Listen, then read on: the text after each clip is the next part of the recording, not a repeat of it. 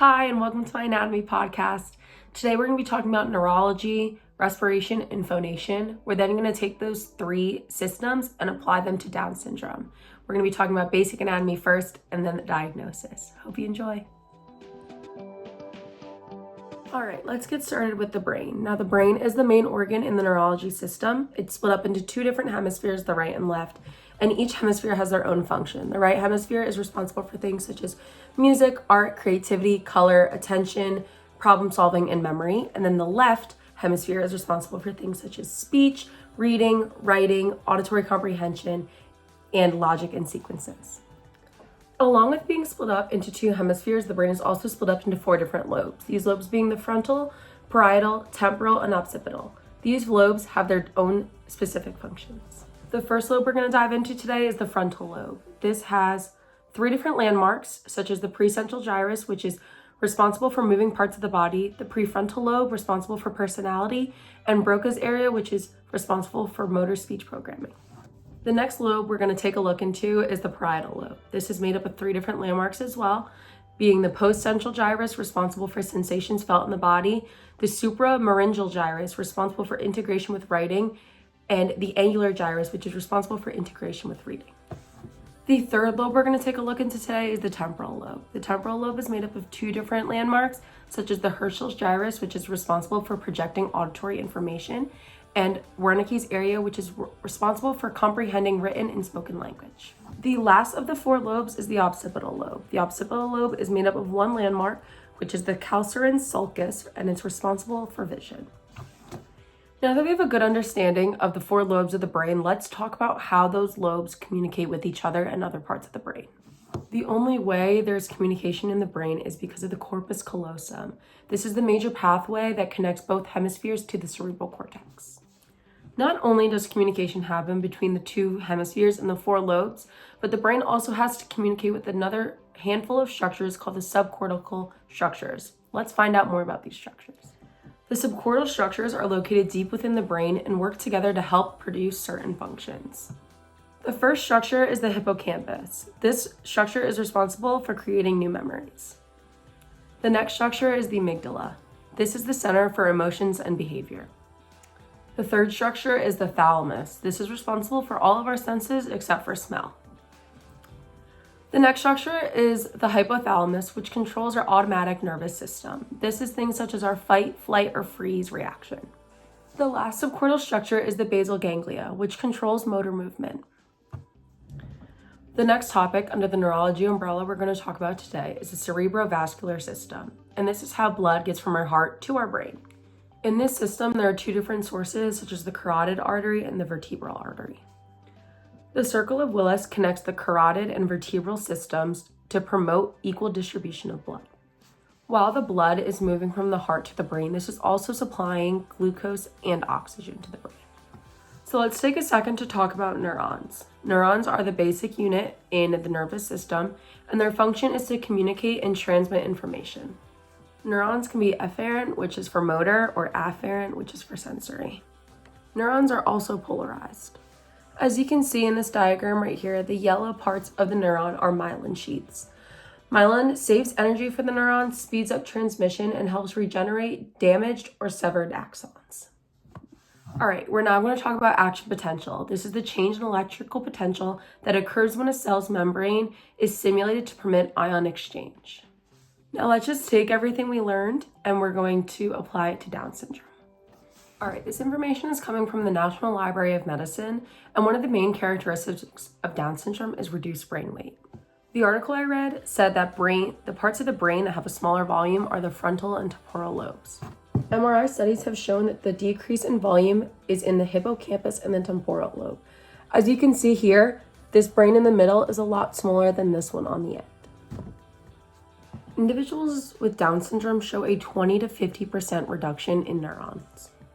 Now that we understand neurology, we're going to talk about respiration. Respiration is the gas exchange between an organism and its environment. The first structure we're going to talk about with respiration is the diaphragm. The diaphragm is shaped like an inverted dome, and it separates the thoracic and abdominal cavities. When we take an inhale, the diaphragm flattens to allow for the lungs to expand. And then when we exhale, it returns to its original shape. The diaphragm is placed under the automatic nervous system, but we can also place it under voluntary control. The next structure we're going to talk about when it comes to respiration are the accessory muscles for inspiration. These muscles allow for more air to be taken in so that we can use it for forced expiration. These muscles attach to the thorax, neck, and back. The first muscle out of this group are the external intercostals. The function of this is to elevate the ribs and also protect the heart. The next muscle is the interchondral portion of the intercostal muscles. The function of these muscles is to also elevate the rib cage. The last muscle in this group is the sternocleidomastoid. The function of this muscle is to elevate the sternum and also rotate the head. So now that we understand the accessory muscles for inspiration, we're going to talk about the muscles for forced expiration. Forced expiration releases CO2, and it also is possible by reducing the thoracic cavity size.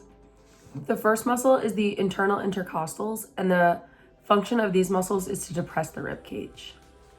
The second muscle is the transverse thoracic, and the function of this muscle is to also depress the rib cage. The last muscle in this group is the innermost intercostal muscles, and the functions of this muscle is to also depress the rib cage. When we talk about movement and respiration, muscles aren't the only thing that's responsible. Pleural linings are also very responsible for movement within respiration.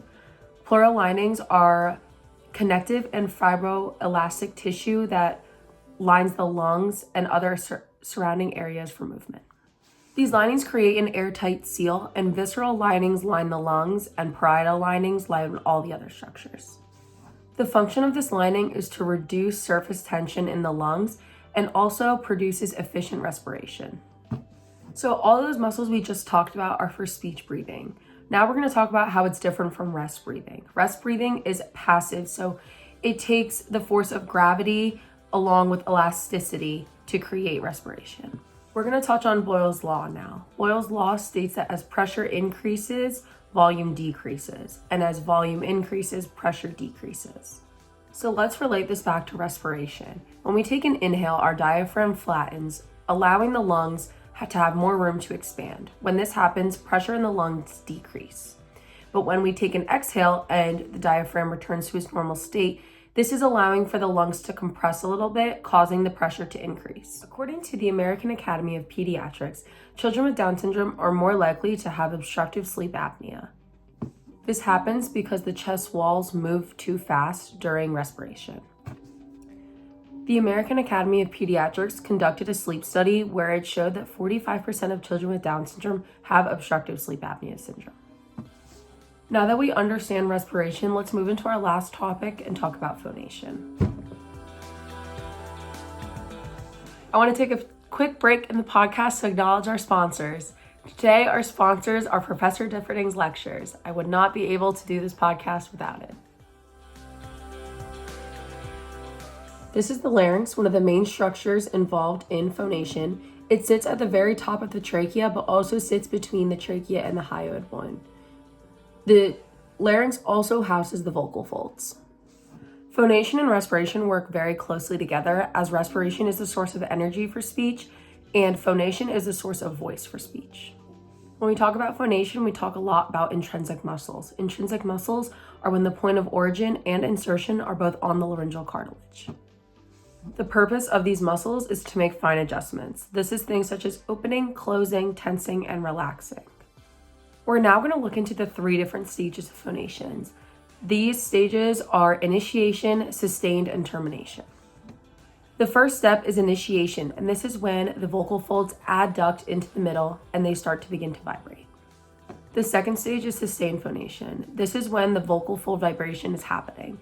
This is not ab or adduction, and it's done at a constant rate to produce constant speech.